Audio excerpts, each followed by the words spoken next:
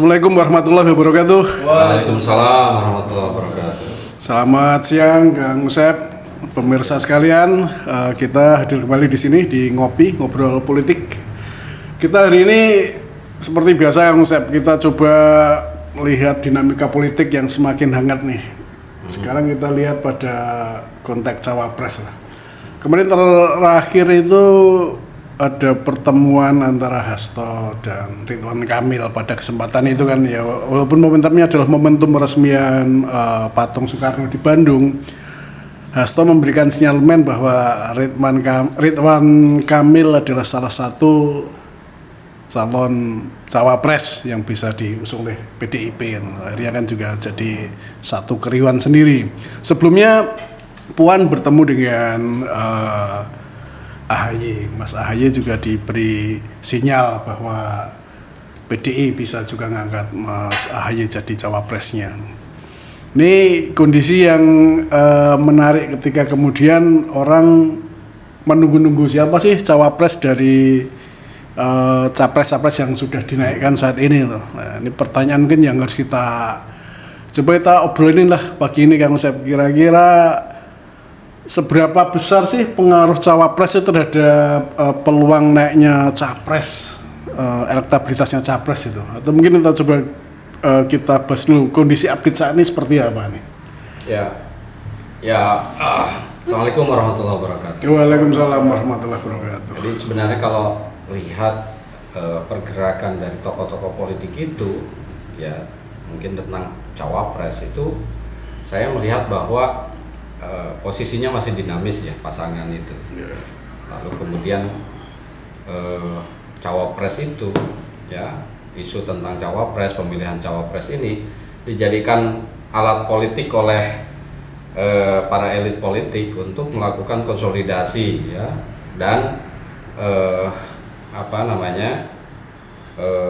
daya tawar politik untuk menentukan koalisi. Jadi saya kira koalisi hari ini juga belum selesai, belum mapan. Walaupun sudah terlihat ya kemana partai mana mendukung siapa, tapi sebenarnya masih dinamis dengan belum terbentuknya cawapres. Jadi cawapres ini dijadikan alat untuk terus-menerus konsolidasi, dan nanti di akhir ketika cawapres sudah selesai, maka koalisi akan terlihat kokoh gitu ya. Nah, memang sampai hari ini posisi yang agak relatif lebih jelas, misalnya di partai-partai itu capres ya, misalnya ada 3 yang relatif sudah agak muncul, mapan ya, agak muncul dan didukung. Ada beberapa partai koalisi yang mendukungnya gitu. Walaupun itu juga ditentukan juga oleh cawapres nanti apakah akan kokoh atau tidak, tapi paling tidak beberapa partai ini udah sedikit banyak sudah memperlihatkan kecondongan ya secara politik. Misalnya ada Pak Ganjar Pranowo yang didukung oleh PDIP gitu, lalu kemudian ada P3, PAN, Perindo gitu ya, lalu kemudian juga ada Pak Prabowo yang Gerindra sama PKB, dan kemudian juga Pak Anies ya, ada Nasdem yang terutama gitu. Lalu kemudian ada PKS dan Demokrat. Walaupun Demokrat ini saya kira juga masih mensandarkan pada bagaimana apakah cawapresnya dari Demokrat atau mana. Karena begini juga ya, kenapa penting misalnya soal cawapres itu, atau bahkan capres pinginnya. Cawapres itu atau pimpinan nasional baik capres atau cawapres itu juga akan memberikan apa yang disebut kotil efek itu, jadi efek ekor jas gitu. Dan itu di 2019 itu sudah terbukti gitu. Ketika sebuah partai itu mencalonkan atau punya calon yang diasosiasikan dengan partainya, maka partainya itu akan terdongkrak gitu. Itu yang disebut kotel efek itu. Misalnya waktu itu Pak Prabowo itu jelas memberikan efek pada kenaikan suara di Gerindra pilihnya. Yeah. Begitu juga Pak Jokowi ya ke PDIP, dan begitu juga Pak Ma'ruf Amin ke PKB. Maka hari ini semua partai itu berlomba-lomba untuk memberikan atau mendukung salah satu capres atau cawapres yang diasosiasikan dengan dia, dengan partainya. Nah, sekarang juga upaya-upaya itu terlihat misalnya dari Sandiaga Uno ya, misalnya Sandiaga Uno itu ditarik oleh P3 gitu, karena Sandiaga itu juga punya potensi untuk dijadikan jadi cawapres gitu. Nah, lalu kemudian Sandiaga juga berkepentingan untuk mempunyai partainya, karena memang ketika itu diambil menjadi cawapres, maka partainya itu akan diuntungkan secara politik gitu. Nah, sekarang kalau dilihat dari peta politik ya mengenai cawapres ya misalnya, itu juga kan pertimbangannya kalau saya lihat ya di partai-partai itu ada beberapa gitu ya. Satu memang mungkin nilai itu kesamaan gagasan, mungkin ya kesamaan visi atau kesamaan tujuan ya, misalnya apakah. Oke, sebelum dilanjutkan Kang Usep, saya potong dulu. Ini katanya menarik tadi statement dari Kang Usep, katanya dengan bahwa cawapres ini akan memberikan koktail efek juga terhadap partai. Ya, ini yang mungkin saya ingin bertanya. Kemudian ada nggak kepentingan partai itu terkait dengan, kan partai pengen kuat gede itu loh. Ada kemudian nggak bahwa partai itu ya lebih mementingkan bahwa elektabilitas partai yang naik, keterpilihannya partai yang naik, tanpa memperhitungkan bahwa nggak penting nanti menang atau kalah ininya, pasangan capres cawapresnya. Mungkin seperti itu nggak? Ya. Karena saya lihat kan seperti itu, bahwa ya ini sepertinya bahwa cawapres yang diangkat itu adalah momentum untuk menaikkan elektabilitas partai. Gitu. Ya, itu makanya pertimbangannya itu ada dua hal kalau menurut saya. Pertama soal nilai ya, kalau saya lihat ya, visi misi tujuan yang sama. Lalu kemudian yang kedua soal elektabilitas. Itu pasti diperhitungkan oleh partai politik, kemana arah dukungan itu ditujukan gitu, baik capres ataupun cawapres.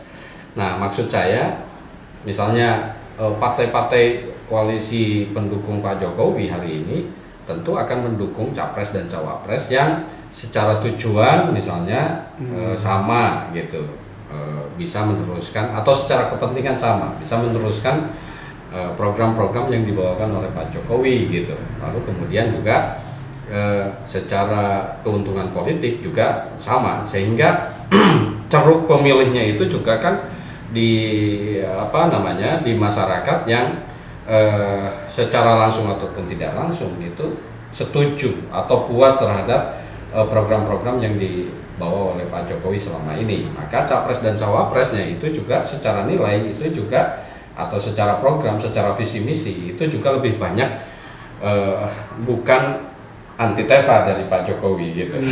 Nah, itu juga dengan presiden yang cawe-cawe ya. Nah itu juga menjadi perhitungan kalau menurut saya dalam hal alotnya memilih cawapres ini. Nah, yang kedua saya kira pertimbangannya memang elektabilitas. Memilih cawapres itu tentu juga pertanyaannya, bisa nggak cawapres ini itu juga menambah elektabilitas di capres itu? Karena sekarang ini kan kalau kita lihat ya, antara Pak Ganjar dengan Pak Prabowo itu sering beralih tempat gitu dalam survei lah paling tidak. Itu kan pada margin error yang sama atau dalam kesalahan yang ditolerir gitu ya. Jadi kadang-kadang di survei ini bulan ini itu Pak Ganjar menjadi nomor 1, Pak Prabowo nomor 2. Begitu juga sebaliknya. Di bulan berikutnya kadang-kadang Pak Prabowo. Itu sebenarnya angkanya antara satu dengan yang kedua ini itu sangat dekat. Dan tidak ada yang dominan sampai 40%. Makanya ini kan penentunya itu adalah itu di cawapres. Maka mereka pasti akan mempertimbangkan siapa cawapres yang akan dipilih, itu akan mempertimbangkan dari sisi elektabilitas itu. Siapa yang akan menyumbang elektabilitas terhadap capresnya. Nah, saya kira ada beberapa nama ya yang muncul ke permukaan yang menjadi cawapresnya. Di calon-calon yang disebut-sebut ya, digadang-gadang oleh masyarakat itu sebagai calon kuat menjadi cawapres. Antara lain kan Sandiaga Uno, ada Pak Ridwan Kamil, lalu kemudian juga Pak Erick Thohir ya, ada Pak Mohaimin Iskandar, ada Pak Agus, Viva dan lain sebagainya ya. Nah itu memang kadang-kadang di cawapres itu kalau dilihat sendirian itu misalnya Pak Sandiaga Uno itu tinggi, tapi kan cawapres itu kan akan berpasangan dengan capresnya, di mana yang cocok, di mana menambah gitu. Misalnya kalau cawapres ini lebih banyak di Jawa Barat, di Jawa bagian barat dia punya posisi suara tinggi, tapi tidak akan terlalu banyak menambah jika capresnya itu lebih banyak punya suara di daerah itu juga gitu. Itu kan menjadi menumpuk gitu. Memang jadi membuat pemilih menjadi pemilih loyal gitu. Tapi dalam konteks elektabilitas itu tidak akan menambah suara yang sangat signifikan. Nah itu kan pasti diperhitungkan oleh capres-capres itu, oleh partai-partai yang mengusung capres itu untuk memilih siapa cawapresnya. Jadi cawapresnya sekarang ini itu yang akan dipilih itu adalah cawapres ya, dalam konteks elektabilitas itu cawapres yang akan menyumbang suara atau menambah suara pada capresnya. Misalnya saya kira Pak Anies ya, Pak Anies itu banyak di Jawa bagian barat, Banten, Jawa Barat, lalu kemudian ada Sumatera. Tentu mungkin akan mempertimbangkan capres yang memang lemah secara suara untuk Pak Anies, misalnya Jateng ataupun Jawa Timur gitu ya. Nah itu kan dari sisi elektabilitas, tentu secara nilai juga harus sama gitu. Apakah ya itu tadi, apakah tujuan lalu kemudian visi misinya itu sama dengan Pak Anies, atau ini berlawanan dengan Pak Anies gitu. Itu juga kan agak beda. Begitu juga dengan Pak Prabowo saya kira, dan Pak Ganjar. Pak Ganjar itu misalnya di Jawa Barat Jawa bagian barat, DKI lalu kemudian Banten itu juga sangat bersaing ya, ketat dengan yang lain. Bahkan mungkin di antara ketiga capres itu Pak Ganjar agak lemah, paling lemah ya di Jawa bagian barat ini, Jawa Barat, Banten. Maka dia mungkin akan mempertimbangkan juga tokoh-tokoh juga yang kuat di sini, baik secara elektabilitas ataupun secara isu politik. Misalnya dalam konteks keislaman ya, religiositas itu juga akan dipertimbangkan, karena PDIP itu misalnya dia didukung ya, Pak Ganjar itu didukung oleh partai PDIP yang dikenal sebagai partai yang lebih nasionalis. Gitu. Maka dalam konteks ini mungkin yang dilontarkan Bu Mega ya sebagai ketua partai itu mungkin juga akan diwujudkan, karena 2019 itu juga salah satu pertimbangannya itu adalah bagaimana memperkuat kebangsaan ya dengan PDIP yang nasionalis dengan religiositas gitu. Jadi pertimbangan nasionalis religius itu pasti dipertimbangkan oleh Bu Mega dan partai itu gitu ya. Maka di 2019 itu Pak Ma'ruf Amin yang dianggap sebagai orang yang mewakili dari kelompok-kelompok yang religius, dari walaupun last minute ya, ditetapkannya last minute gitu ya. Ya, tapi pertimbangan seperti Mahfud ya, saya kira itu juga pertimbangan religiusitas, karena dia dianggap sebagai representasi dari PKB ya, kelompok-kelompok besar itu. Jadi memang wakil itu sebagai pelengkap dari elektabilitas ini. Apalagi kalau menurut saya melihat dari hari ini yang elektabilitas satu dengan yang lainnya di capres itu sangat dekat gitu. Itu cawapres itu akan menjadi mungkin penentu gitu ya. Para Prabowo juga begitu gitu ya. Latar belakang juga akan dihitung. Misalnya Pak Prabowo mungkin akan kecil sekali peluang untuk mengambil yang sama-sama berlatar belakang militer gitu. Mesti atau yang berusia tua misalnya, dia akan mengambil yang sipil yang berusia lebih muda, lalu kemudian dalam organisasi kemasyarakatan lebih kental ya diakui. Saya kira itu juga akan menjadi pertimbangan. Maka dalam hal ini misalnya Caimin itu menjadi salah satu pertimbangan. Sampai hari ini misalnya wakilnya Pak Prabowo potensi kuatnya masih Caimin ya, walaupun mungkin nanti kesepakatan antara keduanya mungkin mengambil yang karakternya itu yang agak berbeda, yang melengkapi dari elektabilitas Pak Prabowo. Artinya kan gini, apakah ini yang kemudian jadi pertimbangan dari partai-partai koalisi ini untuk menentukan cawapresnya itu menunggu-nunggu last minute atau bahkan saling nunggu loh? Karena kan akan saling mengukur. Ini kalau nanti ngambil ini, siapa akan ambil siapa gitu loh. Jadi siapa yang mengambil duluan itu mungkin bisa dibaca akan diikuti yang lainnya harus imbangin seperti apa. Ya, itu juga. Ya itu salah satu pertimbangannya gitu. Walaupun sebenarnya mungkin akan diuntungkan juga di satu sisi jika mengambil keputusan lebih duluan gitu Kenapa itu? Sehingga ada waktu untuk sosialisasi, konsolidasi dan menyatukan langkah saya kira. Itu dulu di 2019 ya, ketika diambil secara last minute juga, itu ternyata mengkapitalisasi dari latar belakang Pak Ma'ruf yang begitu kaya, saya kira dalam konteks pengalaman dan latar belakang itu juga tidak terjadi. Tetap suara Jokowi yang lebih dominan gitu ya. Jadi misalnya di Jawa Barat, di di Banten itu juga tidak ke Pak Ma'ruf juga gitu atas dasar itu. Makanya menurut saya karena itu juga ditentukan oleh penentuan calon yang terburu-buru yang last minute itu kata Mas Sahyo. Nah, last minute itu menurut saya tidak terlalu menguntungkan karena memang kalau terlalu jauh misalnya nasionalis religius ya atau Pak Jokowi dengan Pak Ma'ruf itu kalau tanpa ada waktu untuk melakukan konsolidasi lalu kemudian mengkapitalisasi dari kedua latar belakang itu maka tidak akan tidak akan bisa mengambil keuntungan yang banyak gitu. Makanya menurut saya mungkin kalau ada partai-partai ya atau koalisi itu yang berani segera mengambil keputusan untuk cawapres itu menurut saya akan diuntungkan oleh waktu ya segera konsolidasi segera mengkapitalisasi dari masing-masing latar belakang itu gitu. Nah tapi sepertinya memang partai-partai itu juga mengambil kesempatan mumpung ada waktu maka saring tarik menarik ya itu makanya kalau menurut saya ini masih alot antara satu misalnya artinya bahwa koalisi Nasdem misalnya itu terlihat bahwa penentuan cawapres itu antara satu dengan yang lain sangat berkepentingan untuk mendapatkan cawapresnya yang mengasosiasikan dengan partainya karena itu ada kutil efek yang mereka inginkan itu dari masing-masing partai gitu. Jadi makanya tadi ada pertanyaan yang mungkin agak nakal juga. Saya kira kan prasangka orang dia gini loh. Bisa jadi partai adalah mementingkan partainya bisa tinggi. Tidak semua partai harus masuk atau menjadi pemenang dari pemilu dalam konteks capresnya. Iya.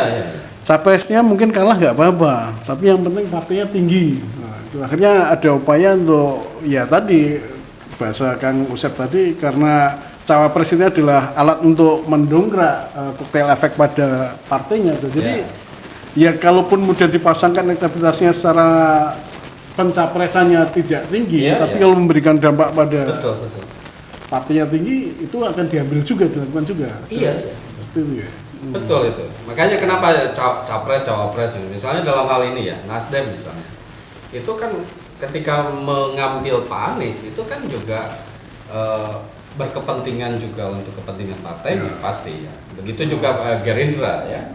Lalu kemudian begitu juga PDIP. Kan mengapa mereka mengambil lebih awal ya untuk mendukung salah satu tokoh yang memang punya elektabilitas tinggi karena akan berpengaruh pada elektabilitas partainya gitu. Ya bayangkan saja misalnya sekarang Nasdem dengan suara Pak Anies itu lebih tinggi suara Pak Anies dibanding Nasdem. Makanya berkepentingan agar bagaimana mengkapitalisasi suara-suara Pak Anies itu untuk menjadi suara Nasdem. Itu kan sebenarnya ya ini kan dalam koalisi itu juga pasti bersaing ya. Dalam koalisi satu tokoh itu pasti bersaing untuk mengambil siapa yang mendapat pengaruh dari tokoh ini. Itu kan pasti itu. Ya itu kan hal yang wajar sebenarnya ya dalam konteks ini. Nah, sekarang tinggal sebenarnya kalau dalam konteks capres itu kan sudah jelas siapa mendukung siapa diasosiasikan ke partai mana. Itu kan misalnya Pak Ganjar itu kan sudah jelas itu dia kader PDIP. Lalu kemudian Pak Prabowo itu sangat jelas siapa. Lalu kemudian Pak Anies Nah, yang partai-partai lain yang mau diajak koalisi oleh partai-partai utama tadi, pendukung utama di capres itu tentu akan bersaing gitu. Siapa yang akan menjadi cawapresnya gitu pasti menginginkan tokoh yang berasosiasi ke partainya lah yang diharapkan untuk menjadi cawapresnya, karena akan menentukan atau memberikan pengaruh kotel efek tadi terhadap partai itu. Partai. Ya, makanya kan misalnya Pak Sandi itu orang yang sangat berpengaruh atau berpotensi untuk diambil cawapres. Dia secara suara sendiri ya di cawapres itu, secara ketokohan dia nomor 1 dalam konteks cawapres ya. Paling sama Ridwan Kamil lah dan itu juga masing-masing diambil oleh partai. Pasti orang ditawari ya, Pak Sandi dalam hal ini diambil P3, lalu kemudian Pak Ridwan Kamil Golkar itu juga, lalu kemudian yang lain Pak Erik gitu juga kan mengasosiasikan dirinya ke partai. Dua-duanya itu sambil timbal balik ya secara keseluruhan. Saya kira itu ya kalau saya lihat ya. Ya, sekarang tinggal kembali pada pemilih nih. Artinya kan kalau melihat dari pengalaman yang sudah, sebenarnya kan fungsi cawapres itu memang tidak berfungsi secara optimal ya. Artinya kalau kita lihat zaman Pak SBY, wakilnya Pak Budiono gitu. Artinya Pak Yusuf Kalla ya. Pak Yusuf Kalla kan masih muncul lah gitu loh. Tapi ketika Pak Budiono kan praktis seolah-olah banyak diam. Atau sekarang kan Pak Jokowi dan Pak Ma'ruf Amin. Pak Ma'ruf juga cenderung banyak diam. Nah, praktis memang cawapres ini hanya berfungsi sebagai pendongkrak elektabilitas saja gitu loh. Ya sebenarnya tidak juga ya, Mas. Menurut saya posisi cawapres itu juga posisi penting ya. Kalau misalnya cawapresnya itu juga punya posisi tawar sebelumnya. Ya itu kan sudah terbukti misalnya Pak Yusuf Kalla itu dulu the real presidennya seringkali disematkan pada Pak Yusuf Kalla. Iya, makanya. Jadi memang kontrak politik di awal itu harus lebih jelas karena cawapres itu juga posisi-posisi penting ya, punya tugas-tugas yang penting juga. Misalnya dalam konteks pemberantasan kemiskinan, lalu kemudian juga soal kesejahteraan itu biasanya cawapres punya ini yang sangat tinggi. Nah di samping itu juga kan jika ada satu kendala di presiden, maka cawapres yang sesungguhnya punya posisi yang paling strategis untuk menggantikannya. Jadi memang ya tidak bisa dianggap enteng juga posisi cawapres itu. Cuman kan persoalannya ketika presidennya tidak politik. Ya. Ketika presidennya memberikan ruang juga untuk cawapres. Ya, itu saya kira ruang itu kan ditentukan oleh bagaimana posisi politik di antara kedua itu gitu. Ya. Jadi kalau cawapresnya bisa mengambil posisi politik, memberikan punya posisi daya tawar yang kuat, saya kira itu juga tidak ada hal yang mustahil. Misalnya dalam hal penentuan kabinet dan lain sebagainya, tentu cawapres bisa ikut andil juga, punya posisi. Betul. Artinya gini sih Kang, saya cuma ingin bilang gini bahwa ketika berangkat dari tadi pengalaman dari Pak Amin Ma'ruf atau melihat Pak Budiono itu pemilih itu kan artinya dia akan cenderung mempertimbangkan capresnya. Cawapresnya tidak harus ini. Makanya progres itu ya udahlah yang penting capresnya siapa lah kan gitu. Nah, memang kalau memang dari beberapa pilpres itu capres itu menjadi pertimbangan utama untuk memilih pasangan gitu. Tapi pada posisi sangat ketat ya, elektabilitas sangat ketat di antara capres itu akan memberikan nilai lebih gitu ya, mungkin penentu ya dalam hal ini. Maka ini menurut saya kenapa alot ya, kenapa berlama-lama memilih itu mungkin menghitung juga ya, seperti Mas Cahyo bilang, itu menunggu yang lain ini mengambil yang mana, maka harus menutup apa gitu ya. Jadi kadang-kadang penentuan ini kalau saya lihat kenapa alot ya, kenapa masih lama-lama, itu karena memang melihat lawan politiknya mau memilih cawapres yang mana, lalu kemudian juga siapa atau partai mana yang sudah punya suara yang cukup untuk mengantarkan capres dan cawapres. Di samping itu juga sebenarnya melihat juga kalau berpasangan dengan ini siapa yang yang akan memilihnya, lalu kemudian siapa yang tidak akan memilihnya, itu juga dipertimbangkan. Sehingga cawapres ini itu menjadi kunci ya, karena memang ini ya secara elektabilitas ini juga akan. Nah, ini posisi cawapres yang sangat kunci itu dalam konteks elektabilitas itu akan menjadi posisi tawar dari cawapres ini, siapapun yang akan dipilih pada pasangan mana itu akan menjadi lebih kuat kalau menurut saya. Posisi politik. Ada clue tadi yang saya tangkap bahwa semakin cepat cawapres itu ditentukan, semakin banyak ruang waktu untuk mensosialisasikannya dan mensinergikan dan mengambil mengkapitalisasi elektabilitas itu ya. Itu. Tapi pada sisi lain ya saling menunggu juga. Karena kalau kemudian pilihannya tidak pas, mungkin tidak memberikan elektoral yang signifikan, paling gitu ya. Ya, jadi hitung-hitungan politik itu sangat penting ya, yang matang itu sangat penting. Dan tapi menurut saya itu artinya bisa juga akan merubah ini koalisi-koalisi yang sudah terbangun selama ini. Iya. Karena kita pun juga masih melihat apakah benar nanti Gerindra dengan PKB ketika kemudian masih ada ruang-ruang yang belum ditentukan oleh Golkar dan sebagainya. Makanya saking pentingnya posisi cawapres dalam konteks partai dan dalam konteks elektabilitas pasangan nanti itu menjadi alat untuk lobby politik sekarang ini. Misalnya PDIP ya, lihat saat ini hampir semua calon-calon yang kuat itu disebut sebagai cawapres gitu. Saya kira mulai Ridwan Kamil lalu kemudian membuat orang GR ya, semuanya disebut gitu. Bahkan mungkin Pak Anies juga gitu ya. Kalau bisa menjadi cawapres karena itu akan memperkuat koalisi ya, konsolidasi politiknya. Jadi itu karena memang posisinya sekarang ini lagi penting banget gitu ya.